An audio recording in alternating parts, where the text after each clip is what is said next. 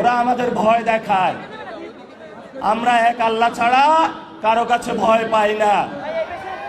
মামলা হামলা অনেক আগেই পার করেছি। শেখ হাসিনার আমলে রিমান্ডে নিয়ে আমাকে মাথা নিচের দিকে দিয়ে পা উপর দিকে দিয়ে সারা রাত নির্যাতন করেছিল, কখনো আপোষ করার চেষ্টা করি নাই।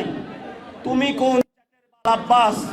তুমি আসছো এখানে মামলা করতে, গুনার টাইম নাই। সিনিয়র সিটিজেন আসেন, সিনিয়র সিটিজেন আসেন, আমরা সম্মান করতে চাই।